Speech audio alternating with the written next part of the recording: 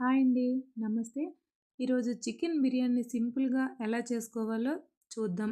First stove వెలిగించి ఒక కడాయి పెట్టుకొని, అందులో ఆయిల్ వేసి, ఆయిల్ వేడయ్యాక సన్నగా తరిగి పెట్టుకున్న ఉల్లిపాయ ముక్కలను వేసి, బ్రౌన్ కలర్ వచ్చేంత వరకు వేయించుకోవాలి.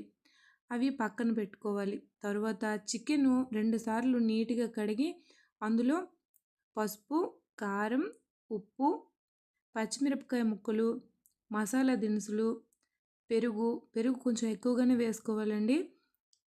కొత్తిమీర, పుదీనా, బ్రౌన్ ఆనియన్స్ కొంచెం వేయాలి.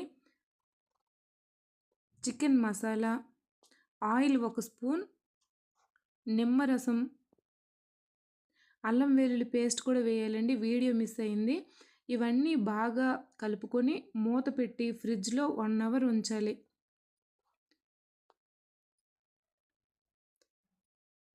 తరువాత ఇంకో గిన్నె తీసుకుని అందులో బాస్మతి రైస్ 3 గ్లాసుల వరకు నేను తీసుకున్నానండి.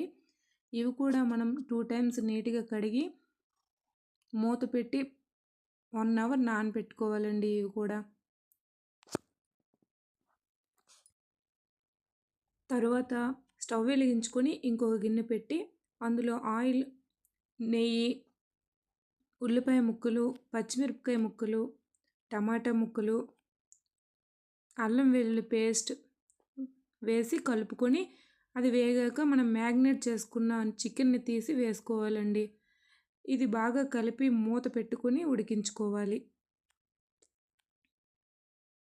తరువాత ఇంకొక పక్కన మనం ఎసరు పెట్టుకోవాలి. రైస్ మనం ఉడికించుకోవడానికి అందులో మసాలా దినుసులు, పుదీనా, కొత్తిమీర, పచ్చిమిరపకాయ ముక్కలు, సాల్ట్ మనకు తగ్గట్టుగా అందులోనే వేయాలండి. చూడండి బియ్యం ఎంత చక్కగా నానిపోయాయో. చికెన్ కూడా మనకి 80% వరకు ఉడికిందండి. ఇది మనకు పక్కన పెట్టుకోవాలి. తర్వాత ఈ ఎసరు కాగింది కదా, చూడండి ఎంత బాగా మరుగుతుందో. ఇందులో మనం రైస్ వేసి 70% వరకు ఉడికించుకోవాలి. ఉడికించుకున్నాక మనం వడగట్టుకోవాలి. తర్వాత చికెన్ని మనం ఉడికించుకున్నాం కదా, అందులో పెద్ద ముక్కలన్నీ పక్కన పెట్టుకోవాలి. ఇప్పుడు అడుగున గ్రేవీ ఉంటుంది కదా, ఆ గ్రేవీ అలాగే ఉంచేయాలండి. దానిపైన మనం ఉడికించుకున్న రైస్ లేయర్లా వేసుకోవాలి. ఫస్ట్ ఒక లేయర్ వేసుకొని దానిపైన కొంచెం బ్రౌన్ ఆనియన్స్, కొత్తిమీర, పుదీనా, కొంచెం నెయ్యి, కొంచెం చికెన్ వేసి అలా స్ప్రెడ్ చేసుకొని మళ్ళీ సేమ్ అలాగే మిగతా రైస్ వేసుకొని దానిపైన బ్రౌన్ ఆనియన్స్, కొత్తిమీర, నెయ్యి, చికెన్ ఇలా 3 లేయర్స్లా వేసుకోవాలండి.